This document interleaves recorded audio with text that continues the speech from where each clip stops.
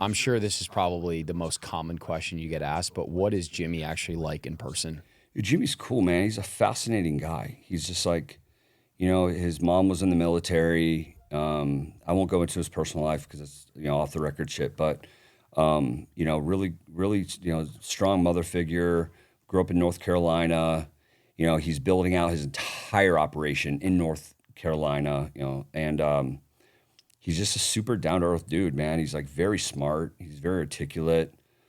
Zero patience for bullshit. Probably for anything really, but and he knows what he wants, and he gets what he wants. So, What stands out to you about his success story? Like what he had to go through in order to reach the level that he's at now? I mean, that dude's making YouTube videos when he was like 10. He's been a creator for fucking damn near 13, 14 years. It's crazy. But his big break was when he got his first brand. I'm pretty sure this is how it went down, but he got his first brand deal early on. Well, after like years, right? First got his first brand deal, and he took that brand deal money and he made a video where he gave that money to like a homeless guy, and it went extremely viral. So he's like, oh, spectacle, cash, money, this. So he's starting to make connections because a lot of his content's like gave away a Lamborghini, gave away a Tesla, last to leave the circle gets 100 grand or 500 grand, whatever it is, right? So he took that money and invested in his channel.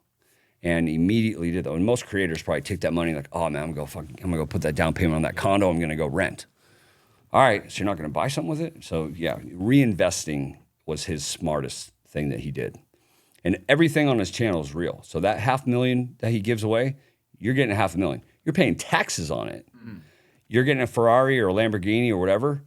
Well, you're gonna pay taxes on it, so they'll give you cash equivalent. If you don't want to take the asset, pay the tax, they'll just give you the money.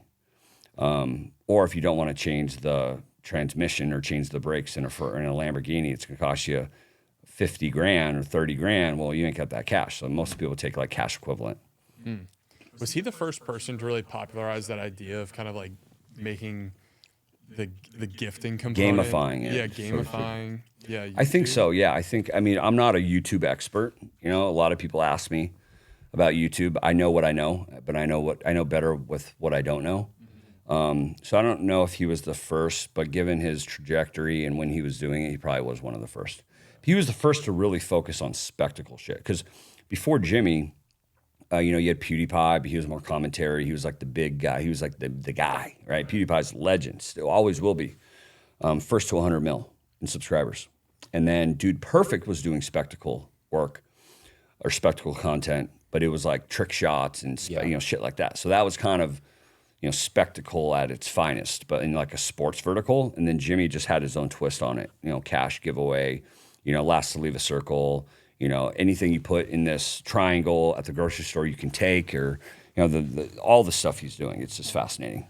And their team is insane. They have like 200 people that work for him. James Warren runs an incredible team. Jimmy's still extremely involved in the business. They're going to go far. They're going to go very far.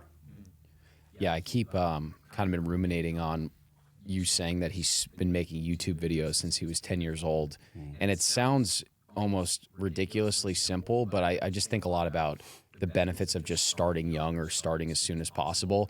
And we see that a lot in our space. Is like we've come across a lot of dudes that are in like their mid-20s, early 20s, and they're like, hey, I've been running this agency since I was 17 years old. I was making enough money where I stopped going to college and I doubled down. And so because my first thought process is like, damn, this kid is so young making so much money. And I'm like, well, yeah, dude, he's been doing it since he was 17. So he's got like almost 10 years of real world experience.